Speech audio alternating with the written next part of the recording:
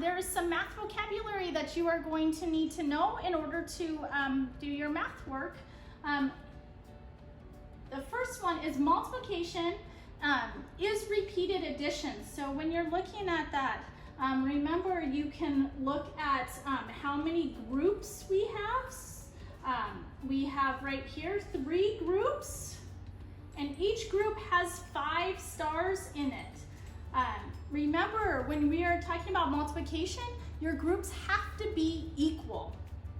So we have 3 groups, each with 5 stars, or we can say 5 plus 5 plus 5, and that gives us a total of 15.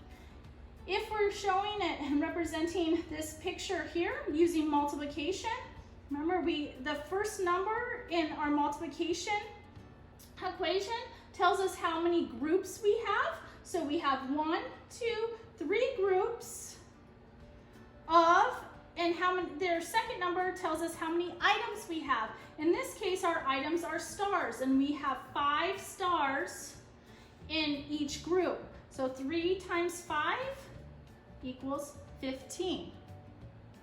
Attributes is a fancy word for characteristics. That is a word you are going to see in your daily math. So characteristics or attributes of a rectangle here would be that there's 4 sides on your shape.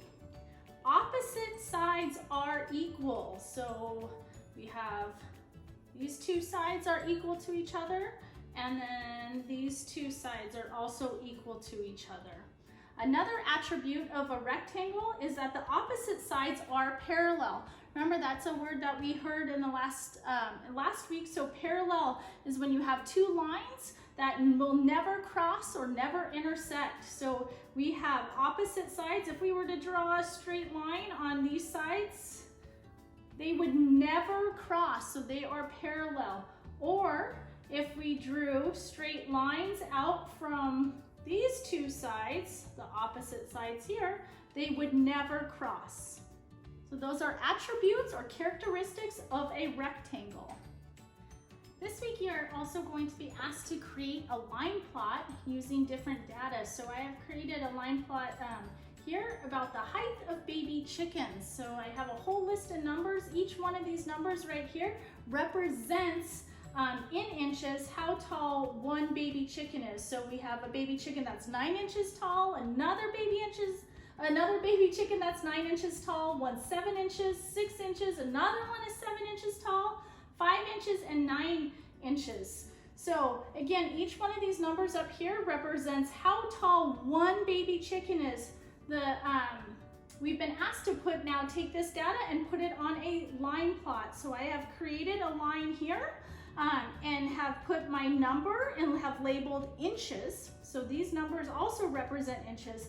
Then I'm going to go back and look at my data, and I see I have a chicken, a little baby chick that is 9 inches tall. Remember, when we're using line plots, we represent our data using X's. So we have one baby chicken, and what helps me to remember that I've already put that data on my line plot is I can just either put a line through it or maybe put a check above it, but somehow mark it off so that you know you've already represented that baby chicken on your line plot.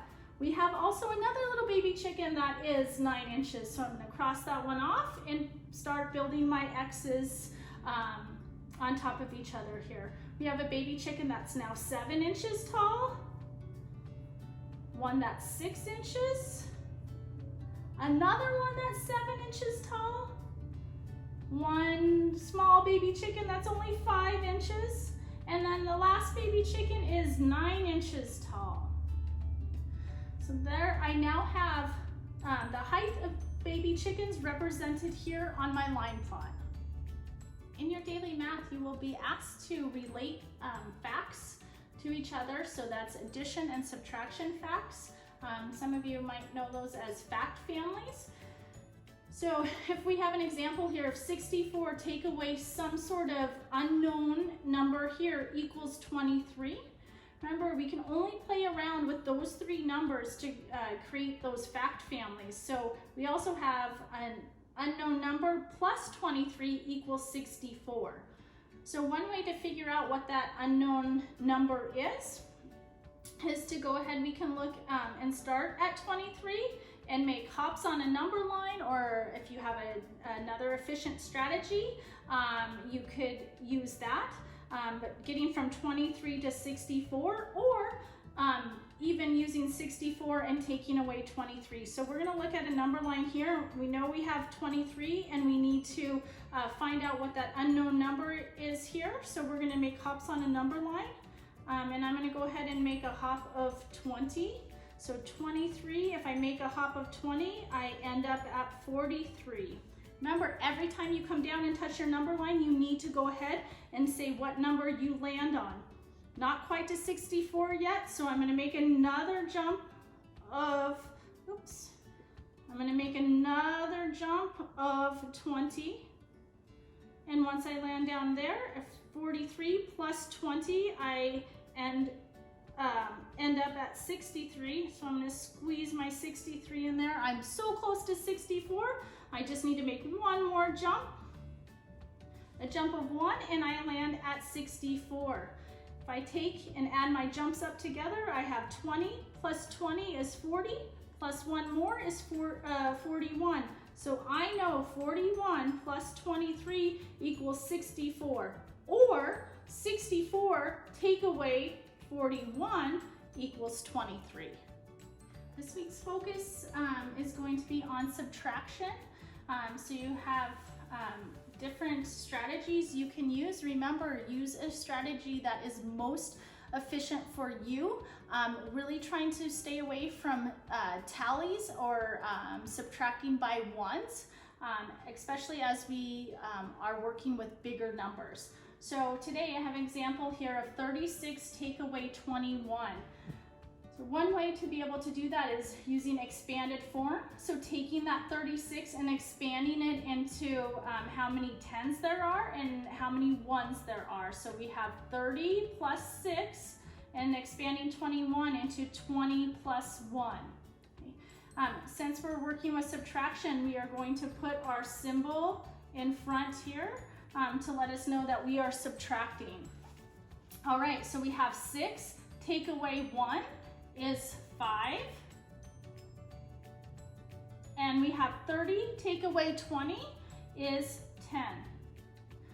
10 plus 5 gives us 15, so our answer for 36 take away 21 is 15. Another way is using base 10 blocks. So I have drawn out our, remember, lines can represent 10 sticks, and then our little dots represent how many ones we have. So here's the number 36, so there's 3 10s and 6 1s. I am gonna go ahead and cross out 21. So in order to do that, I'm crossing out, I have 1 1, and I have 2 groups of 10. So I'm gonna just cross out 2 10 sticks here. And then I'm gonna count how many I have left. So I have 1 10 stick and I have 5 1s, which gives an answer of 15. Another way to be able to take away 36 from 21 is to use a number line. So starting at your with your bigger number of 36, I'm making jumps backwards. So I can make a jump backwards of 10. Remember, every time you touch your number line, you need to go ahead and label what number you landed on. So if I take away 10, I end up at 26. I'm still not to 21 yet, but I do know that if I take a group of 5 away, then I'll end up at 21. So then I'm gonna go ahead and add how many hops back I took. So 10 plus 5, again, gives you an answer of 15. Another way to look at it is using a hundreds chart. So again, starting very similar to a number line, starting at 36 and jumping backwards 21 jumps backwards. So I know if I start at 36, counting by 10s backwards, if I go ahead and jump back 10, I'm gonna end up on 26. Okay, so that was a group of 10 going back, and I still need to go back because I have 21 to go. I've only gone back 10. I know if I go back 10 more, I'll end up at 16. So now I've made 2 jumps of 10, which is a total of 20, and I still need to go back 1 more, and I end up on 15. So again, using any one of those strategies that is most efficient for you.